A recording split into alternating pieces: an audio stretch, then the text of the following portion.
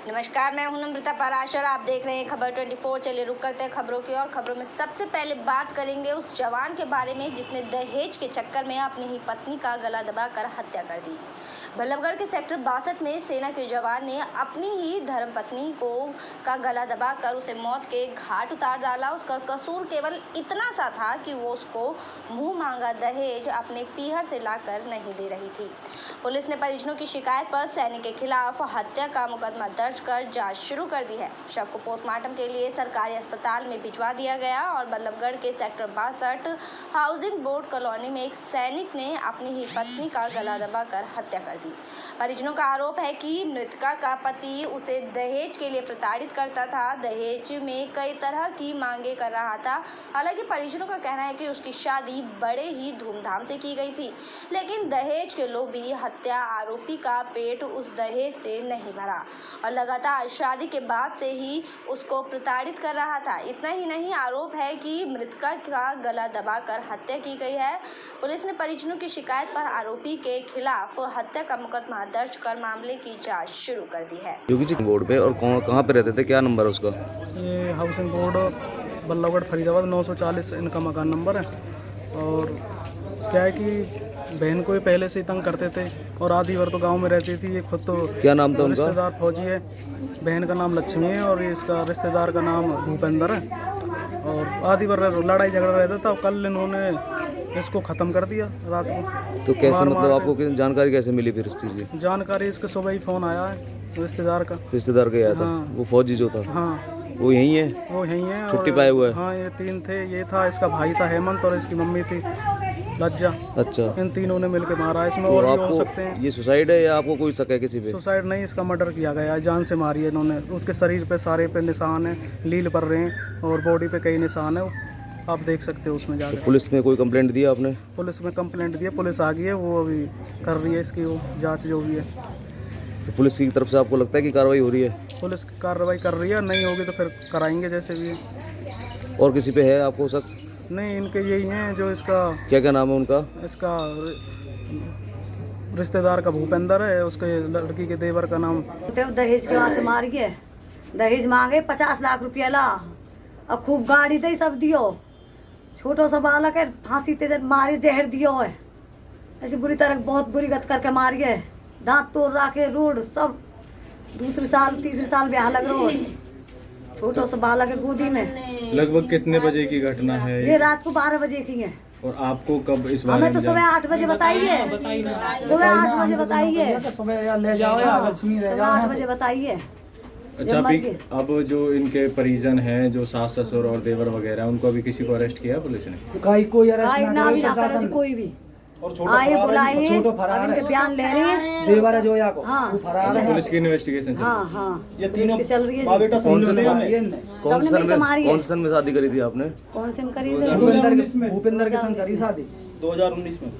लड़का कहीं जॉब करता है, क्या करता है? हाँ, फौज में। फौजी, हाँ, छुट्टी आ रहा हो 1.5 महीना। आधे से ज्यादा टाइम शादी के बाद अपने गांव में ही रही है। वहीं रखे, ज्यादातर वहीं रहे 1.5 महीना। हमें सूचना मिलती डायल 112 से।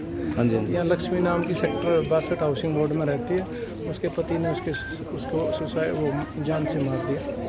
तो हम मौके पर पहुँचे तो अभी पता चला है कि इसके हस्बैंड है जो आर्मी में नौकरी करते हैं, जिसका नाम भूपेंद्र है। उसने इसका गला दबा के और इसकी हत्या कर दी। सर, शादी को कितने टाइम हो गए इनकी? शादी को 3 साल हो गए करीब। 3 साल हो गए। कोई बच्चा भी है इनके पास? एक बच्चा 1 साल का। 1 साल का। तो सर कोई अभी हाथ आया, कोई आपने अरेस्ट वगैरह किया है? हाँ, अभी यही है। इसकी सास भी यही है, इसके हस्बैंड भी यही है। अभी जांच चल रही है, इसका पोस्टमार्टम करवाया जाएगा। पोस्टमार्टम करवा के। चलिए अब खबरों में बात करेंगे उस कलयुगी पूत के बारे में जिसने अपने ही माँ बाप को मौत के घाट उतार डाला। युवक ने चाकू से गोदकर अपने ही माँ बाप की हत्या की वारदात को अंजाम दिया है। घटना फरीदाबाद के हनुमान नगर की है। घटना के बाद से इलाके के सभी लोग काफी हैरान हैं। वारदात को अंजाम देने के बाद से आरोपी युवक मौके से फरार है। इस वारदात के बाद पुलिस मौके पर पहुंचकर आगे की कार्यवाही में जुट चुकी है। बता दें कि युवक ने कैंची मारकर अपनी अपने ही बूढ़े माँ बाप की जान ले ली। दरअसल फरीदाबाद के हनुमान नगर इलाके में बीती रात जीतू नाम के युवक ने अपने माँ बाप की हत्या कर दी और पड़ोसियों के मुताबिक जीतू नशे का आदी था। लेकिन बीती रात इतना बड़ा हादसा हो जाएगा ऐसा कभी किसी ने सोचा भी नहीं था। मृतक वीर सिंह फरीदाबाद म्युनिसिपल कॉर्पोरेशन से रिटायर थे और उनकी धर्मपत्नी चंपा देवी हाउसवाइफ थी। आरोपी जीतू की उम्र करीब 40 साल बताई जाती है। वो ऑटो ड्राइवर था और हत्या के बाद से आरोपी जीतू फरार है। वारदात की सूचना मिलने के बाद पुलिस मौके पर पहुंची और दोनों बॉडी को पोस्टमार्टम के लिए सिविल अस्पताल भेज दिया गया है। पुलिस ने इस मामले में आरोपी बेटे के खिलाफ मुकदमा दर्ज कर जांच शुरू कर दिया। हालांकि अभी तक वो पुलिस की गिरफ्त से बाहर है।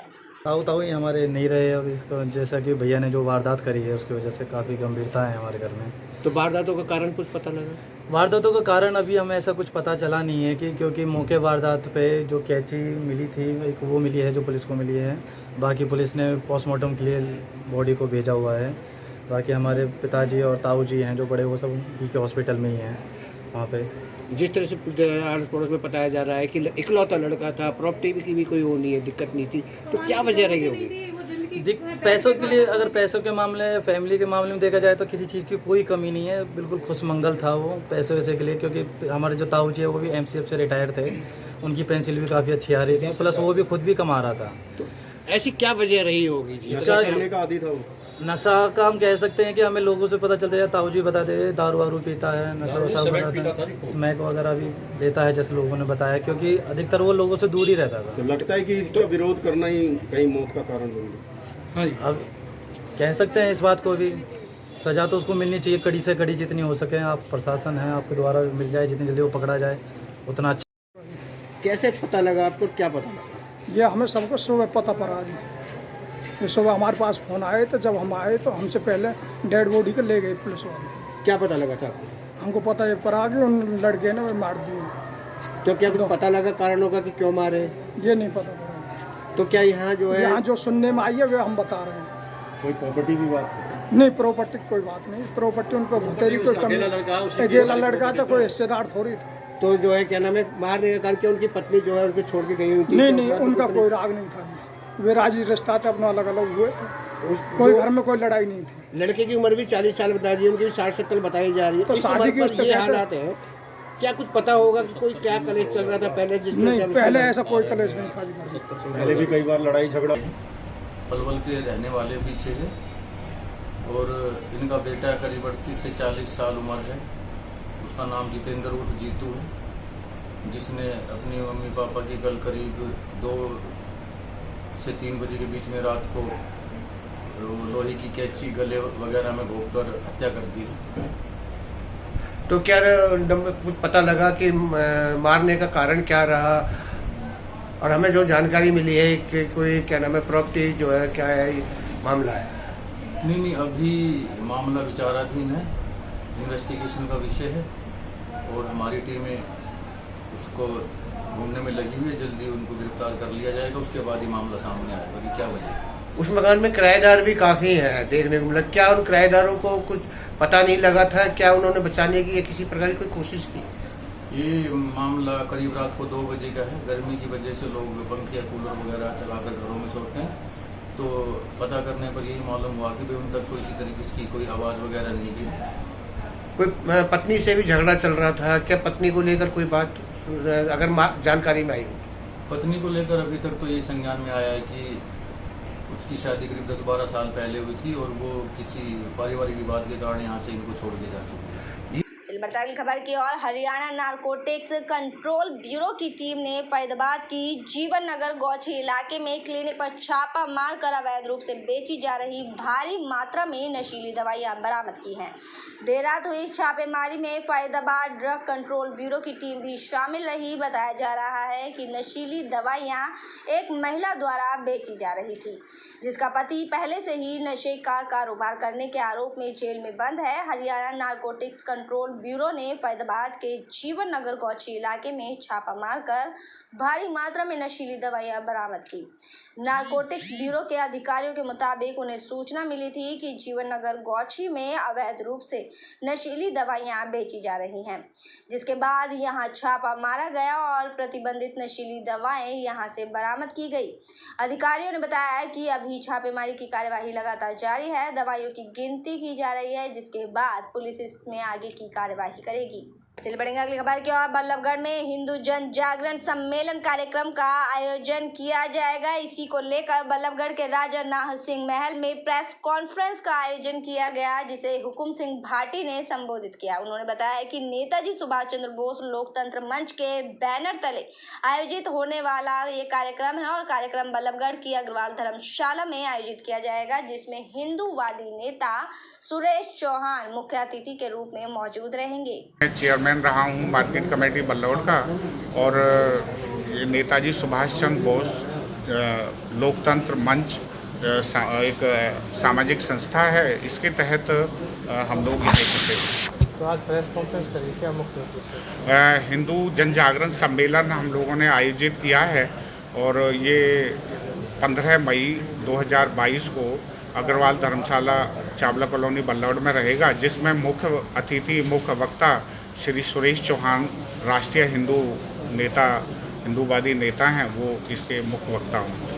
चलिए रुक करेंगे अगली खबर की ओर। केंद्रीय ऊर्जा एवं भारी उद्योग राज्य मंत्री कृष्णपाल गुर्जर ने भारतीय राष्ट्रीय राजमार्ग प्राधिकरण यानी कि NHAI के अधिकारियों के साथ मथुरा रोड का बदरपुर बॉर्डर से यूपी के कोसी बॉर्डर तक दौरा किया और केंद्रीय राज्य मंत्री कृष्णपाल गुर्जर का पलवल में भगौड़ा, असावटा, फुलवाड़ी, बामनीखेड़ा, मित्रौल और औरंगाबाद बामनीखेड़ा के ग्रामीणों ने फूल मालाओं से इस दौरान मंत्री का स्वागत भी किया और नेशनल हाईवे पर आने वाली समस्या को लेकर मांग पत्र भी दिया। केंद्रीय राज्य मंत्री कृष्णपाल गुर्जर ने कहा कि Delhi Mathura national highway number 19 पर बदरपुर बॉर्डर से लेकर करमन बॉर्डर तक ऊपरगामी पुल का निर्माण किया गया जाए और जिससे उन्हें काफी सहायता मिलेगी। उन्होंने कहा कि पुलों के निर्माण से हाईवे के आसपास बने ग्रामीणों को आने जाने में काफी परेशानी का सामना करना पड़ रहा है।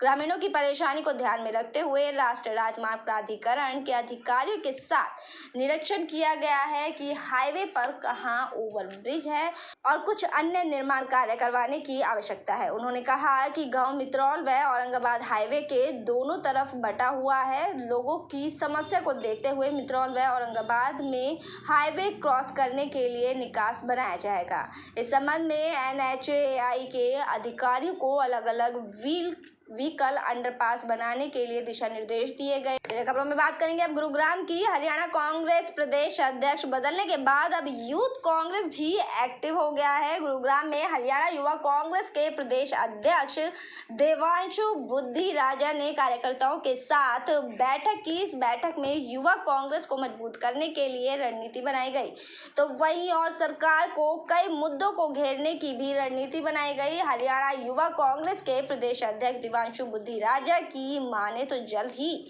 यूथ कांग्रेस जिला स्तर से लेकर बूथ स्तर पर संगठन विस्तार करेगा। इसको लेकर कार्यकर्ताओं को भी दिशा निर्देश दिए गए हैं और वहीं हर कार्यकर्ता की जिम्मेदारी लगाई गई है कि वो ब्लॉक स्तर पर जाकर ज्यादा से ज्यादा युवा को कांग्रेस के साथ जोड़ने का काम करे।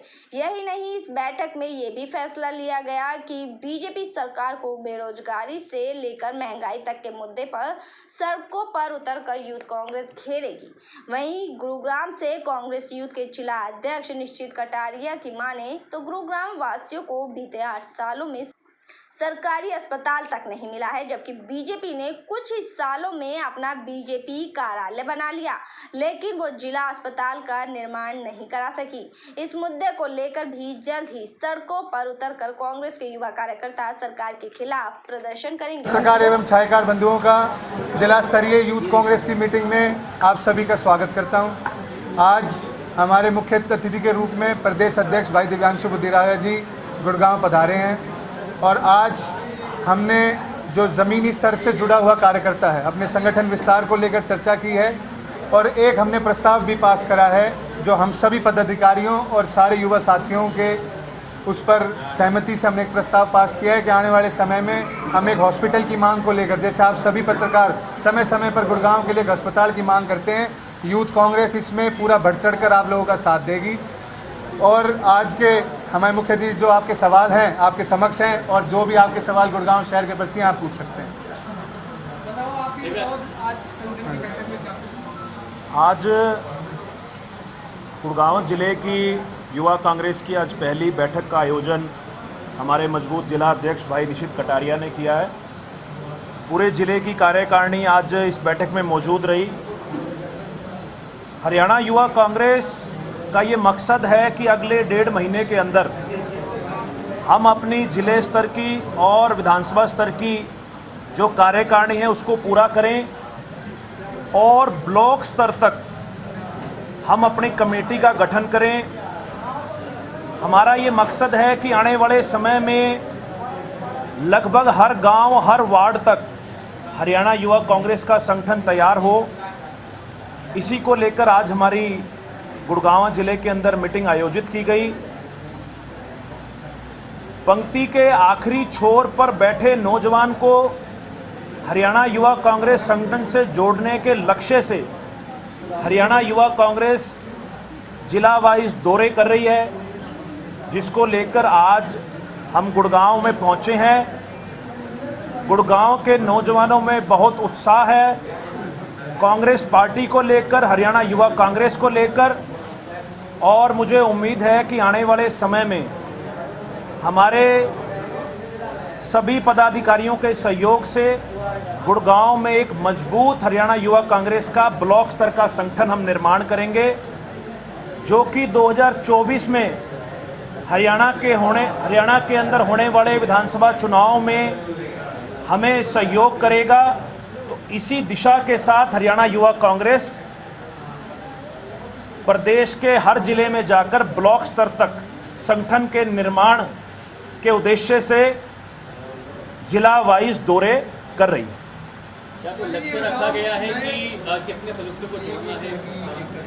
देखिए, हमारी जिला कार्यकारिणी, विधानसभा कार्यकारिणी में काफ़ी ऐसे पद रिक्त हैं जिसमें हम अपने मजबूत साथियों को जोड़ना चाहते हैं, क्योंकि हरियाणा युवा कांग्रेस में चुनावी सिस्टम है। चुनावी माध्यम से काफ़ी साथी आपके समक्ष बैठे हैं जो इलेक्शन जीत के यहाँ पहुँचे हैं, और उसके अलावा भी विधानसभा और जिला कार्यकारिणी में ऐसे पद हैं जिन पर हम मजबूत साथियों को जोड़ना चाहते हैं। और उसके अलावा ब्लॉक स्तर पर एक नई पहल हरियाणा युवा कांग्रेस में हो रही है।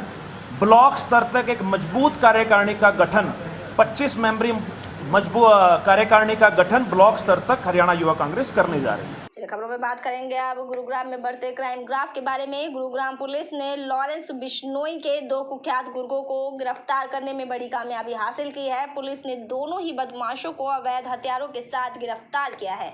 पिछले काफी समय से गुरुग्राम में ये आरोपी छिपे हुए थे और गुरुग्राम पुलिस की गिरफ्त में खड़े ये दोनों बदमाश लॉरेंस बिश्नोई गैंग के गुर्गे हैं, जो कई बड़ी आपराधिक वारदातों को अंजाम दे चुके हैं। पुलिस काफी समय से दोनों आरोपियों की तलाश कर रही थी। गुरुग्राम की CIA क्राइम टीम ने गोपनीय सूचना के आधार पर आरोपियों को गिरफ्तार किया है।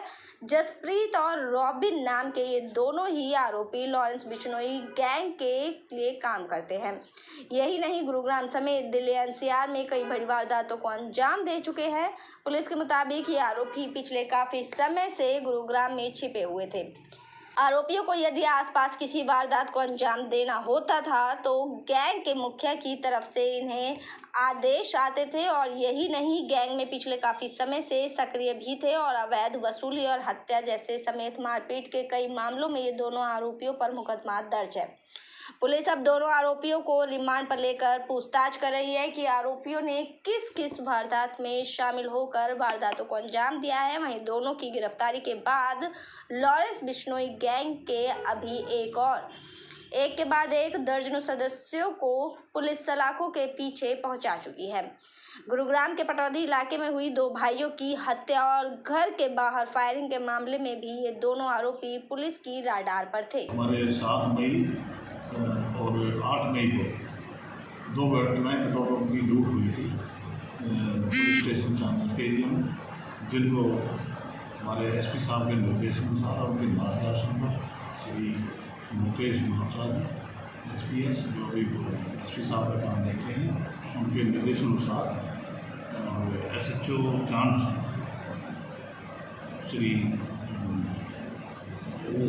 रमेश चंद के मार्गदर्शन पर अपनी टीम गठित की और जिस पर हमने 2 एक्यूज को गिरफ्तार किया है, जिसमें एक accused Manish son of Ramkishan, ये खेलना गांव का रहने वाला, इसको हमने कल लेट आवर्स में नाइट में गिरफ्तार किया और इसकी पूछताछ पर इसने 2 एक्यूज अपना लिखा दीपक सन ऑफ कमल, ये भंगू का number PP police station police post जो है बागपुर के अंदर पड़ा है, इसको गाजियाबाद से गिरफ्तार किया। मेरे साथ खबरों में फिलहाल इतना ही। आप बने रहिए खबर 24 के साथ। फिलहाल मुझे दीजिए इजाजत। नमस्कार।